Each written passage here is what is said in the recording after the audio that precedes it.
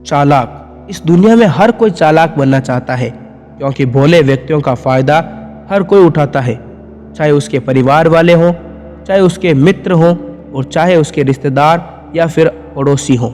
उस व्यक्ति का हर कोई फायदा उठाता है। लेकिन चालाक बने कैसे?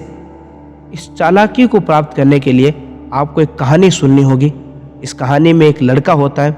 कहानी को शुरू करें उससे पहले अगर आप लोगों को ये वीडियो पसंद आए तो आप इस वीडियो को लाइक ज़रूर कीजिएगा, साथ ही चैनल को सब्सक्राइब करके बेल आइकन ऑन ज़रूर करिएगा।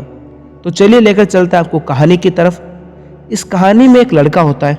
वह लड़का बहुत ही भोला और बहुत ही दयावान होता है। उस लड़के से जब भी कोई सहायता मांगता है तो वह लड़का उस व्यक्ति की सहायता करने पहुंच जाता है। उसे जब भी कोई कार्य कहता है तो वह मना नहीं कर पाता और उस कार्य को कर देता है। लड़के की इस आदत से उसके परिवार वाले बहुत परेशान हो गए थे और उन्होंने उस लड़के को बहुत समझाया, लेकिन वह लड़का नहीं माना। परिवार के इतने बार समझाने के बाद भी जब लड़का नहीं माना तो परिवार वालों ने उसे मूर्ख समझना शुरू कर दिया। वह लड़का एक जौहरी की दुकान पर कार्य करता था। जौहरी ने उससे कम वेतन देता था और ज़्यादा काम कराता था, क्योंकि उसे पता था कि ये भोला है और जौहरी उसका पूरा फायदा उठाता था। लड़का किसी के भी कार्य को मना नहीं कर पाता था।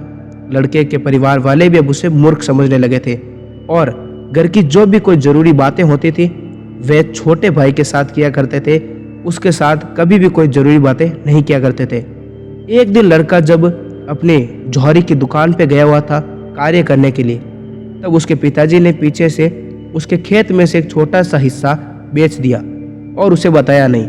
जब लड़का घर आया और उसने अपने पिताजी से पूछा कि आपने खेत का हिस्सा बेचा और मुझसे पूछा ही नहीं, वह अंदर ही अंदर बहुत दुखी हो रहा था। तब उसके पिताजी ने उसे कहा कि मैं तुमसे क्यों पूछूं, तुम मूर्ख हो। लड़का यह बात सुनकर बहुत दुखी हुआ और उसी वक्त उसने ऐसा निश्चय किया कि वह अब इस घर में और इस गांव में नहीं रहेगा। वो लड़का तुरंत वहां से चला गया और लड़का दूसरे गांव में जाने के लिए निकल पड़ा। दूसरे गांव में जाने के लिए जब लड़का निकला तब बीच में एक जंगल आया। जंगल में लड़का चल रहा था, तभी उसे एक बौद्ध सन्यासी मिले। बौद्ध सन्यासी ने उसे देखा, वह बड़ा ही दुखी था लड़का। बौद्ध सन्यासी ने उस लड़के से पूछा कि तुम बड़े दुखी मालूम पड़ते हो, क्या बात है? तब लड़के ने अपने साथ जो जो हुआ वे सभी बातें उस बौद्ध सन्यासी को बताई। बौद्ध सन्यासी ने कहा कि बस इतनी सी बात, मैं तुम्हें एक ऐसी जड़ी बूटी दूंगा जिससे तुम्हारी सभी समस्याओं का समाधान हो जाएगा। लड़का बोला कि जल्दी कीजिए और मुझे वह जड़ी बूटी दे दीजिए। तो बौद्ध सन्यासी ने कहा कि मैं तुम्हें वह जड़ी बूटी दे दूंगा, लेकिन उसके लिए पहले तुम्हें मेरे 3 कार्य करने होंगे और मैं तुम्हें हर दिन एक कार्य दूंगा। लड़का बोला ठीक है। तो बौद्ध सन्यासी ने कहा कि तुम पहले गांव लौट जाओ और सबसे पहले कल तुम्हारा यह कार्य है कि तुमसे जब भी कोई सहायता मांगे तो तुम बदले में उससे सहायता मांगना। लड़का बोला कि मुझे सहायता की ज़रूरत नहीं है, लेकिन बौद्ध सन्यासी ने कहा कि नहीं, तुम्हें अगर जड़ी बूटी चाहिए तो तुम्हें ऐसा करना होगा। लड़का बात समझ गया था और लड़का तुरंत गांव की तरफ चला। अब गांव के जो भी लोग थे, जितने भी लोग उसे रास्ते में मिले, जिसने उससे सहायता मांगी, लड़का उसके बदले में उनसे अपने लिए सहायता मांग लेता था। इसके बाद वे लोग बोलते कि हम अपना कार्य स्वयं कर लेंगे, हमें तुम्हारी सहायता की ज़रूरत नहीं है। वह लड़का बौद्ध सन्यासी के पास आया और बोला कि मैंने आपने जैसा कहा था वैसा ही किया। मैंने सहायता मांगी और जो लोग मुझसे सहायता मांगने आए थे वे वापस चले गए, कहा कि हम अपना कार्य स्वयं कर देंगे। तब बौद्ध सन्यासी ने कहा कि कल तुम्हारा दूसरा कार्य यह होगा कि तुमसे जो भी सहायता मांगे तुम उन्हें मना कर देना। लड़का बोला यह मुझसे नहीं होगा, लेकिन बौद्ध सन्यासी ने कहा कि तुम्हें ऐसा करना होगा, नहीं तो तुम्हें जड़ी बूटी नहीं मिलेगी।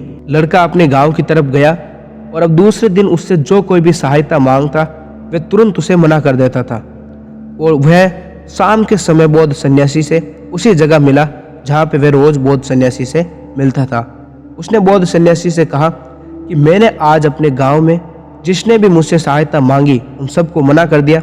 और लड़का अब अंदर से आत्मविश्वास से भर चुका था। उसे इतना हौसला मिल चुका था कि मना करना इतना कठिन कार्य नहीं है।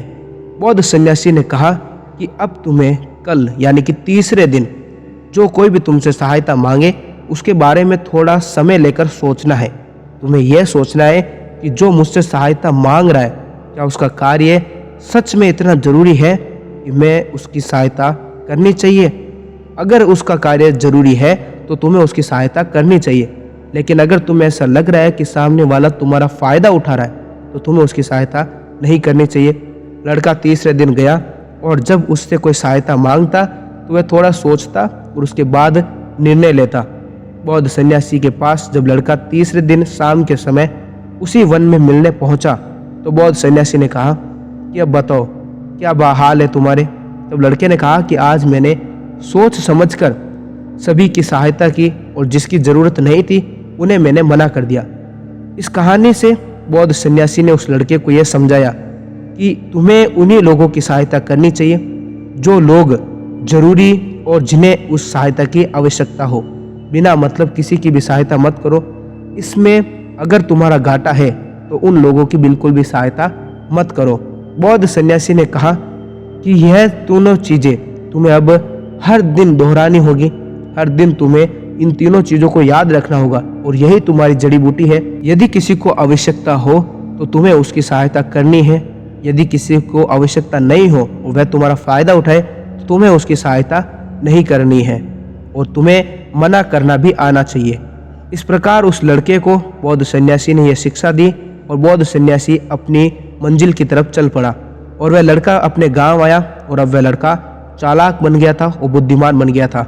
उसके परिवार वाले भी उसकी अब इज्जत करने लगे थे और पहले से ज़्यादा उससे अब अपने घर में भी जो भी ज़रूरी बातें होती थी उसे भी शामिल करने लगे थे। इस तरह इस कहानी से आपने क्या सीखा हमें कमेंट बॉक्स में बताएं और आपको ये कहानी कैसी लगी ये भी कमेंट बॉक्स में बताएं और ऐसे वीडियोस के लिए हमारे चैनल को सब्सक्राइब करके बेल आइकन ऑन करें। मिलेंगे हम आप लोगों से एक नए वीडियो में, तब तक आप लोग अपना ख्याल रखें।